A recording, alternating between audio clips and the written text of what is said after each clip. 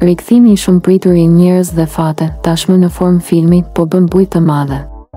Duke filluar nga 1 nëntori, ky projekt do të jetë në të gjitha kinemat, por ajo që ka ndezur debat është mungesa e aktorit të famshëm Robert Ndrenika në trailerin e publikuar. Fansat janë të shqetësuar, pasi aktori legjendar që ishte pjesë e pandashme e serialit origjinal, është një nga pikat më të forta të kësaj historie. Pse Ndrenika mungon në trailer? A është lënë kjo si një surprizë e madhe për premierën?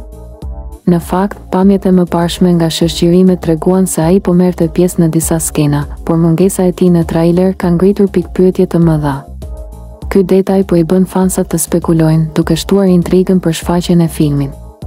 A do të jetë Robert Ndrenika pjesë e projektit final, apo ndonjë vendim i papritur ka ndryshuar planet? Arben Derhemi, që ka luajtur një rol kyç në serial, e ka cilësuar vazhdimin e njerëz dhe fate si sfidën më të madhe të jetës së tij. Gjithsesi, publiku mbetet në ankth dhe pritet që premiera e filmit të na sjellë të gjitha përgjigjet. A është kjo thjesht një strategji për të shtuar kuriozitetin? Mbetet për t'u parë.